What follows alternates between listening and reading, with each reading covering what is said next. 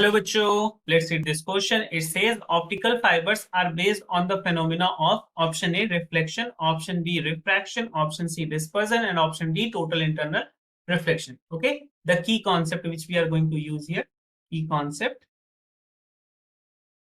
is about basic optics, or we can say the total internal reflection. Okay.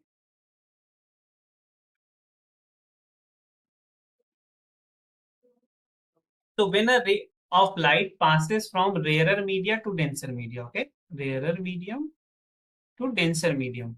So what happens when a ray of light passes from rarer to denser? So it when it goes like this, तो ये क्या करती है? ये normal के towards bend कर जाती है. बट अगर इसी का अपोजिट हो, जब कोई रे ऑफ लाइट कहाँ से कहाँ जा रही हो, डेंसर से रेयर में जा रही हो, राइट? तो उस सिचुएशन में क्या होता है कि ये रे ऑफ लाइट किसी इंसिडेंट एंगल से आती है, ये जाना तो ऐसे जाती है, बट ये अवे क्या होती है, नॉर्मल से थोड़ा दूर जाती है, अवे फ्रॉम नॉर्मल, तो ये ऐसे चली जाती है, right?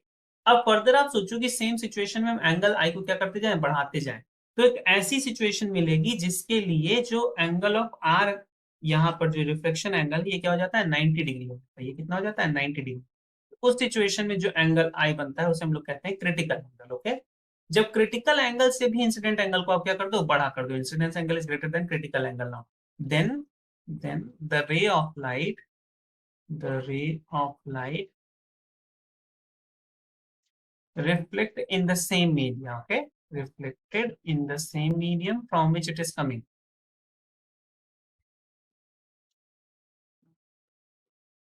from which it is coming.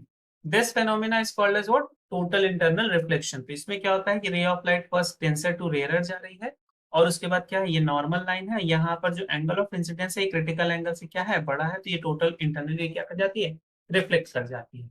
तो जो ऑप्टिकल फाइबर होते हैं हमारे, वो क्या होते हैं, ग्लास के बने ट्यूब्स होते हैं, और इसमें भी सेम प्रोसीजर होता है. इनकी जो होती है दो लेयर्स होती है ग्लास की. ओके. तो जो बॉटम वाली लेयर होती है उसकी जो रिफ्लेक्टिव इंडेक्स है वो हम थोड़े से ज्यादा रखते हैं, 1.5, और जो जो फर्स्ट है उसकी हम लोग रखते हैं 1.4.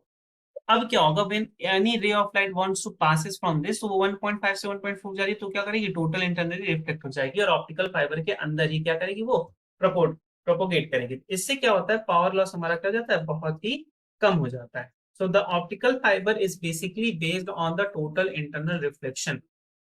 Okay, so this is the answer for this question. I hope you understand it well. Best of luck. Thank you.